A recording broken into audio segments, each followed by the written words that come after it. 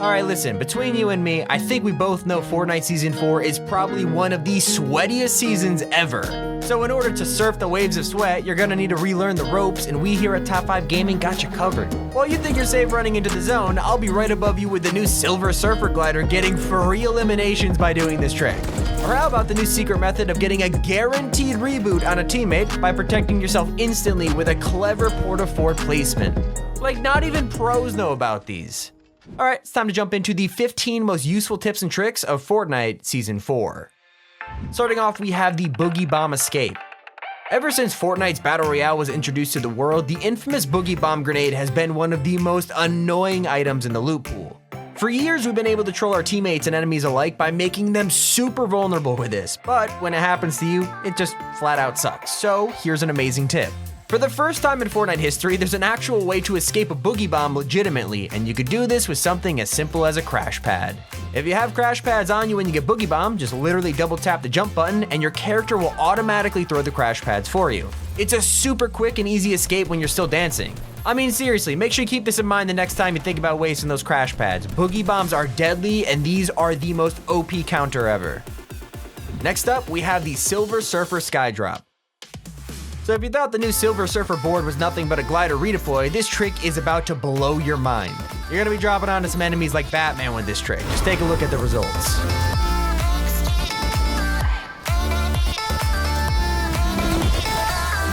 Yeah, if you want to try this out for yourself, you just got to build up extremely high or jump out of a choppa at maximum elevation and then use the Silver Surfer mythical item. When done right, it will let you slowly glide over the map without anyone below you hearing. Then, when you're directly above them, cancel the glide and pray to God that your shotgun is directly at their head. I mean, you saw it. It's super hard for them to counter because they really can't see or even hear you coming. I mean, come on, it's super satisfying to do also. But here's the thing, use this tip while you can. I can't imagine it'll be in the game long. Next up, we have the fastest fishing method. So there's a way in Fortnite, only in Season 4, to get fish at an insanely fast rate. And when I say that, I mean like instant. You can get stacks of fish in seconds, and it's not even through a glitch, it's insane. All you need is a boat. Just drive around looking for fish spots with it and simply shoot them with a rocket. Small fries have been removed, and for some reason in Season 4, you're only given incredibly good fish and even a lot of great weapons like purple augs or gold scars. It's happened to me. It's even better when you're looking for that easy thermal fish or flopper stack.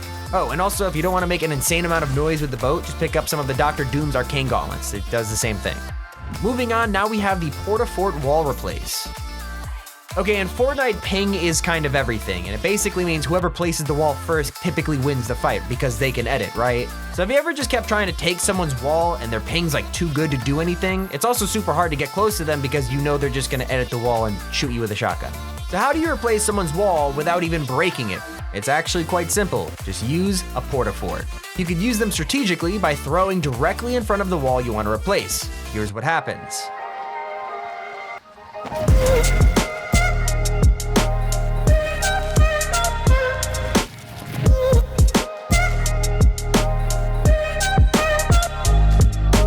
Not only is it such a great and safe way to wall replace, it's also super satisfying when you do it, and I can promise you they are not expecting it. Just make sure to place a cone or a floor. You don't want to end up bouncing on those tires and messing the entire thing up. But now it's time to look at the vault door trick. Alright, I'm not gonna lie, this one is kind of more newbie, but you're gonna love it. So you can't build inside a vault, you know this, I know this, so this trick is here to help you do the next best thing and get that upper hand on your opponents. Here's how to ambush people in a vault, 200 IQ edition. So if you take a mobility item like the Shockwave, or maybe the boost you get from mythic items like the Doom Gauntlets, then you can hide on vault doors and get super easy eliminations.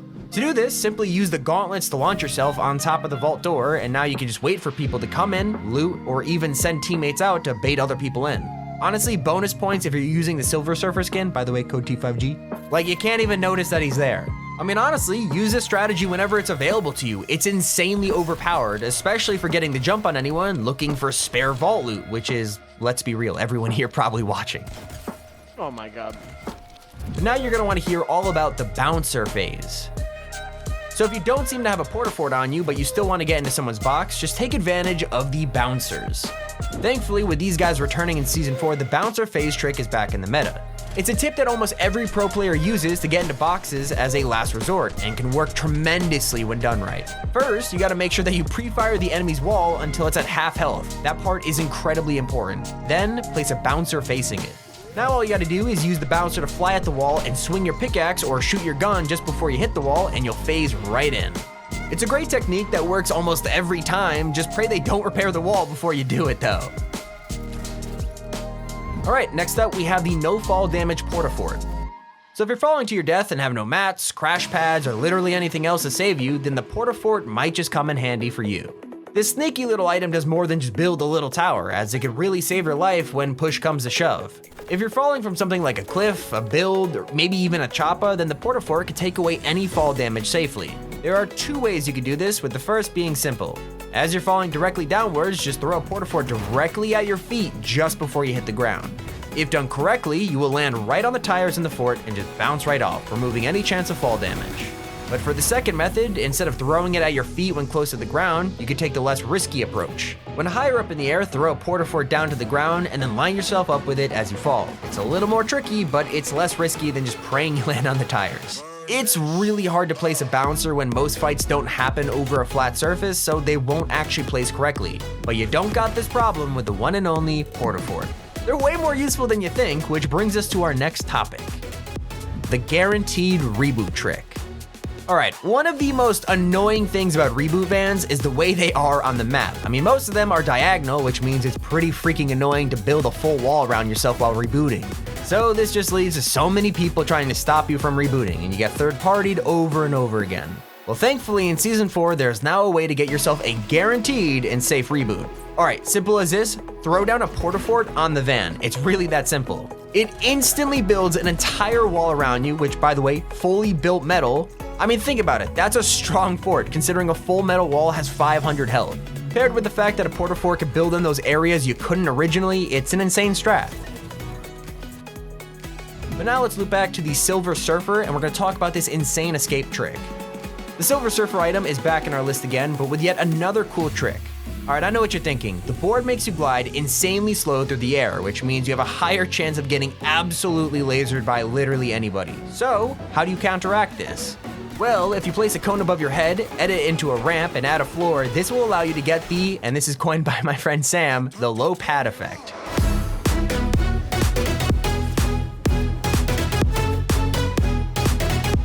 The true saved you. It works kind of similar to the launch pad and allows you to rotate shorter distances, aka during end zones pretty much. It's also important to note that if at any time you start getting beamed while gliding, you just cancel the Silver Surfer board by clicking the item again. Simple as that. Next up, we have the Shockwave Replace.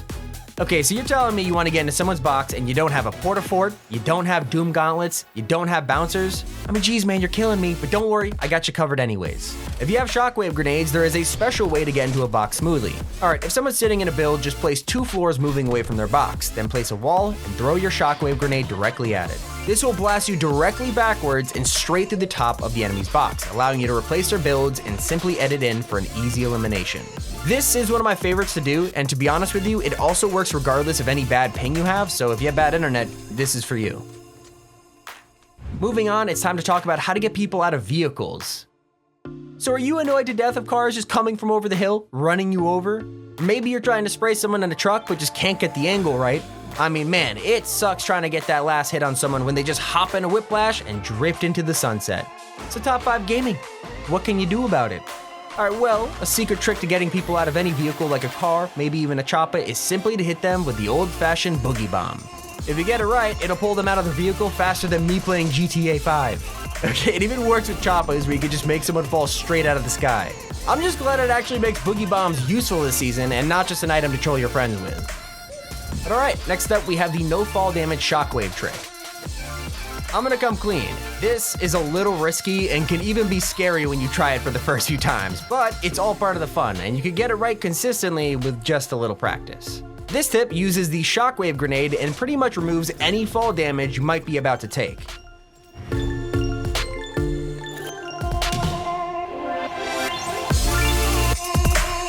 Alright, so to do this, simply walk straight off any build without jumping and throw the shockwave straight down the second you step off. If done correctly, the shockwave will activate right before you hit the ground, saving you from any fall damage. Works from any height, shockwave always detonates right before you hit no matter what. You just gotta make sure you practice it a little to get the timing correctly. But I'm sure you guys haven't heard about the shockwave bouncer combo. I've talked a lot about shockwave tips and bouncer tips, but what if we did the unthinkable? What if we combine them? I know, sounds crazy, but check this out.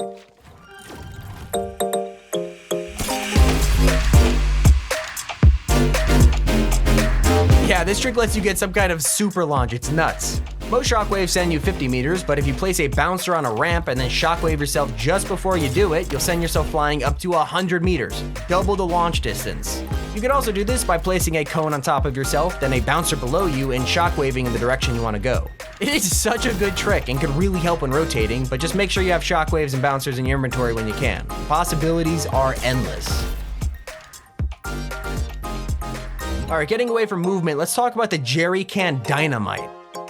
So Fortnite removed 100% chest spawns, which means basically if you land in a house, pretty much all you get is a gray FAMAS. So if you want a quick explosive and that's all you got, and you don't have any grenades, use a jerry can. They're scattered everywhere on the island, it's really not that hard to find one for this next trick.